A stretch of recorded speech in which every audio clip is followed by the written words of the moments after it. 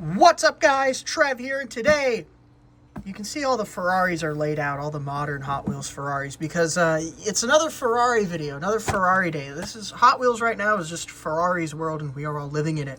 We have the newest Hot Wheels Elite 6.4 drop, number 20.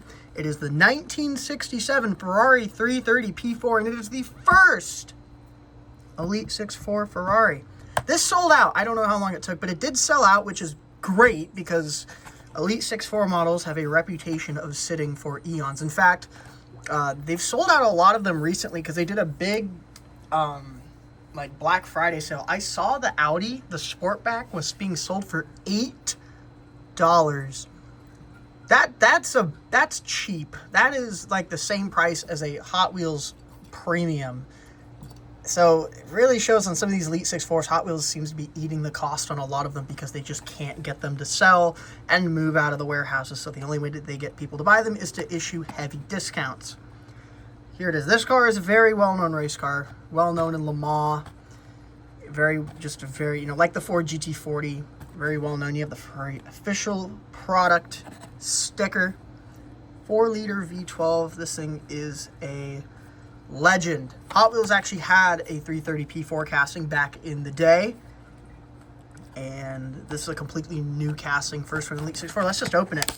I think Ferrari has always been just missing from modern Hot Wheels, and now that they're back with Hot Wheels and in such a strong force, it's kind of exciting to see what's coming out. And also, all these castings I think are really good, and I'll do a quick Ferrari overview once I done looking at this model, but a lot of good stuff coming in. It's exciting because all the models that are coming out are new castings, I should say. The castings are all new because all the old Ferrari castings are long gone.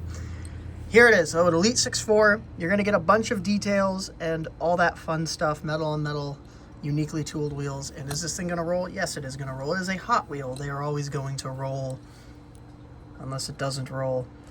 So this thing is pretty cool. Very interesting note, though, it actually is a screwed together construction, is not riveted together. If you don't know, most Hot Wheels, let me get one where it's riveted in the front. But here we go. They're riveted together. As you can see, there's the post where they rivet the cars together. This is actually screwed in. It's a triangle head screw, and I actually have a triangle head screwdriver. If I'm ever bored, I could take this apart for fun. I'm not going to, but I could.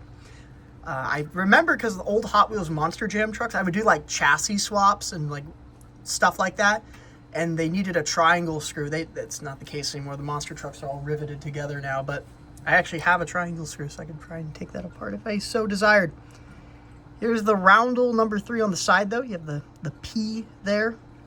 One thing I will note, this casting has like bumps all over it, which are meant to symbolize, bolts and rivets. I do not know if I'm a big fan of this detail. The real car has them, but when you're looking at it in photos, you can't really notice them. You have to really zoom in. And this is kind of one of those things where it's like, do you do that detail or do you just like leave it out?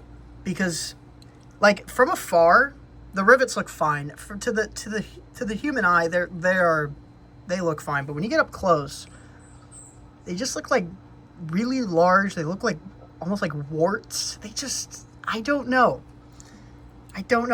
This is kind of one of those cases where I'm not sure if I maybe would have preferred them just not do the rivets completely than to do them, because when you shrink something down, doing rivets that small is quite a challenge, and it's hard to make the rivets look good without them looking really big. That's just kind of my thought. I mean, it's a nice detail, but once again, what I'm trying to say is it maybe would have been better if they just left the rivets off than to do them. Because, once again, sometimes less is more. Sometimes you have the wheels here, which are nice. It's like that 5-star. It's similar to this wheel, which I think this wheel was developed kind of for Ferraris to begin with. But you also have a little more detail in it, the silver bit printed in the middle. And it's a nice kind of copper color. Actually more like a bronze color. It's a really nice color. Actually, the rivets don't bother me that bad. It still looks good. You have the window trim in silver there. Actually, it is proper silver. That's pretty cool. You have the headlights, which look very nice. They are lensed details, and they actually have like the bulb in there too. They look really good. You have the 3 there, the roundel with the Ferrari logo. It looks like there might be some tampo slide because the Ferrari badge is, it looks like it's like sideways. What does it look like on the packaging? Yeah, that Ferrari badge is not straight. It is crooked. You can see it's at an angle. It looks like the roundel itself, it like turned, which is, that happens sometimes. You get tampo slide. It looks like it's the badge is on crooked. The logo there in blue, and more details. The back, you have the taillights. As you can see, they are separate pieces as well. The exhaust, well, that actually will go into the motor detail, which we will take a look at in a bit, but the exhaust tips are actually printed in black on the inside, so that's another nice detail. But this car, this model, actually has an opening part. The rear opens up on this, if I can get it to open. Hello? Gosh, this thing is not budging. Obviously, I'm trying to be very careful with it. I don't want to break it or damage it, but this thing is showing a lot of resistance. Am I even going to be able to get this open? Let me try this. Oh, I got it. Yeah, that really didn't want to go. I wonder why. Oh, because I think they have a system to where it like kind of locks in. You can see there's little like posts there that I think kind of helps secure it in place.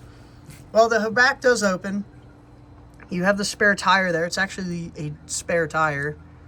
The exhaust actually go through the back there, and you can see the engine. I'm gonna try and get the engine detail all in there. Look at that. That does look nice. The engine detail does look nice. The exhaust looks nice. That is actually quite nice looking. I'm trying to get it to where it like doesn't go out of focus. That is quite good detail. Some silver printing there on the bottom. Interesting note is they have that back there is kind of painted silver there. You can actually see there's painted silver. I don't think, let me look in the wheel. I'm curious, is it like a brake caliper detail or is it just like a axle deal? I think it might be the latter. If there are brake calipers in there, buried in there, I will be surprised. I think it's just like kind of the hold it. You can see it's silver there. Because some Elite 6.4s, even like, yeah, and this shut. So this actually shuts really nice. You can see a bit of the hinge there, but it's not too bad. The only thing though is opening this thing is really tough. It's a really good connection, which is good because I don't like when moving parts stick up, like the RLC Mira. It is just very hard to open, so just be careful. You can see the spare tire through there. Here's the top. You can see it through the top as well. And one thing I want to check out is the interior, because the interior actually has quite a bit of detail. You can see the seats there are actually like detailed. And I am trying to see if there's even more. Look at the gate. Yeah, okay, so there is a lot of detail in there. It's going to be a bit hard to see, but yeah, the gauges and everything in there are all detailed. The steering wheel is detailed as well. It's really hard to see just because it's kind of hard to take a look in there. But I'm trying to show it. Yeah, you can see the steering wheel there is detailed. The gauges in there are all detailed. The seats are detailed. Let me try and look at it with my own eye. Just trying to see what he got. Yeah, so the steering wheel is detailed. The gauges are detailed. A lot of the seats.